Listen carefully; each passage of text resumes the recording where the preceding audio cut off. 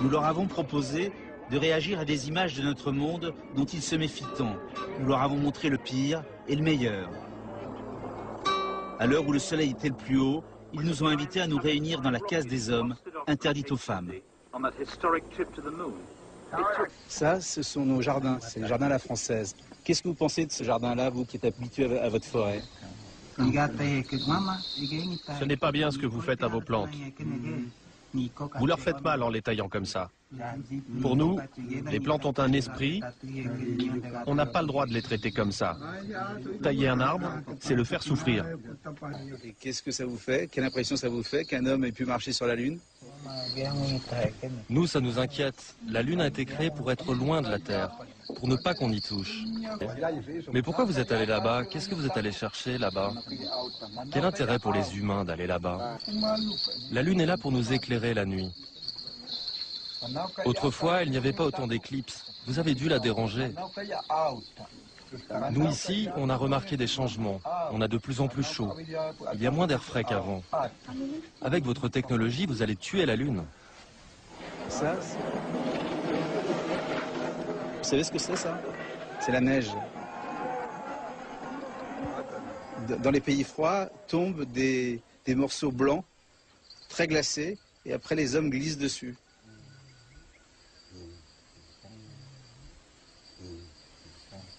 Ok. Vous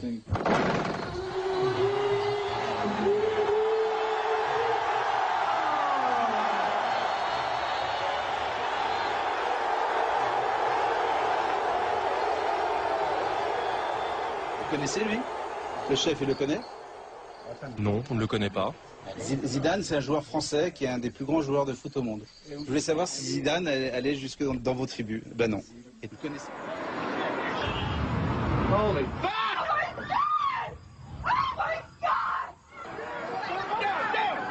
C'est le 11 septembre, 2 avions qui rentrent dans des tours à New York. Quelqu'un veut réagir?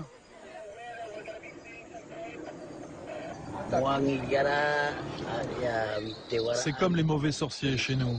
Ces gens n'ont de pitié pour personne. Les gens qui ont fait ça n'ont pas de cœur. Ils ne savent même pas qui ils tuent.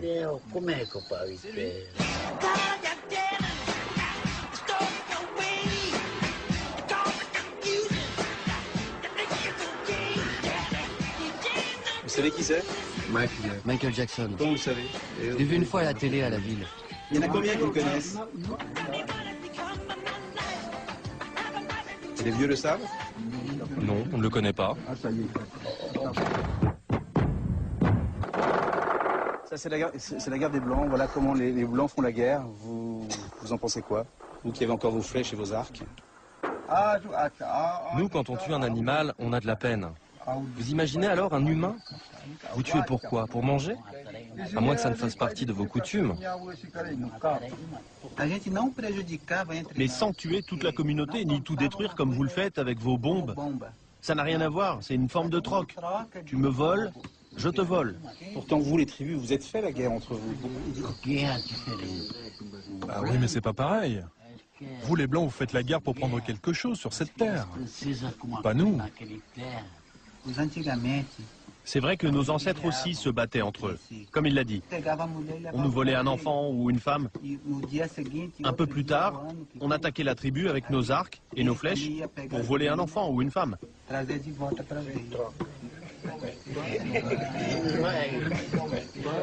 Nous, en France, lorsque on veut dire à une femme qu'on l'aime, on l'embrasse sur la bouche. Vous faites ça aussi, vous?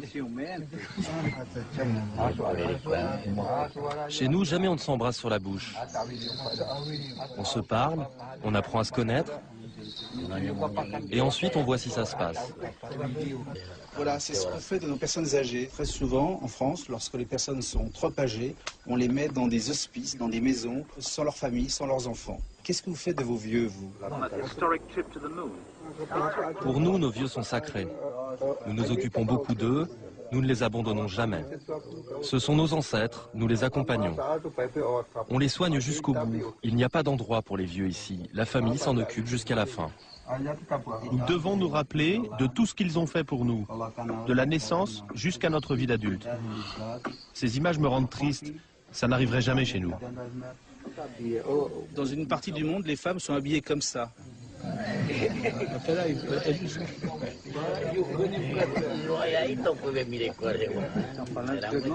Leur mari doit être très jaloux. Elles n'ont pas trop chaud? Vos femmes vivent nues, qu'est-ce que vous ressentez devant ces voiles? Ces voiles. Mais comment elles se lavent? Elles doivent rester comme ça, à l'intérieur de leur maison? Elles ont le droit d'enlever les vêtements ou pas? Après tout, si c'est leur culture. En Occident, nous, on a été obligés d'inventer ce médicament pour pas avoir d'enfants. Vous connaissez ça? Nous n'avons pas besoin de prendre de médicaments. Nous avons ce qu'il faut dans la forêt. Nous avons même des plantes qui permettent d'avorter en tout début de grossesse.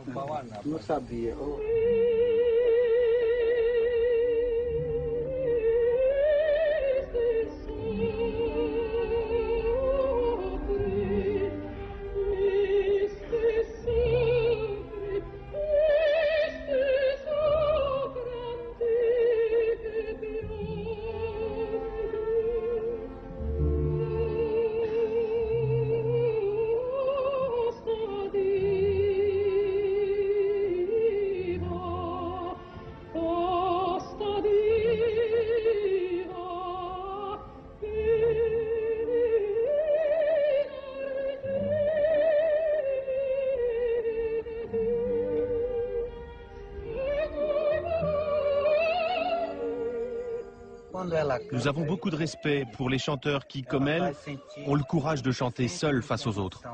Quand le public écoute, il ressent cette solitude. Et les jeunes guerriers, qu'est-ce qu'ils en pensent de la calasse? Il y en a qui répond?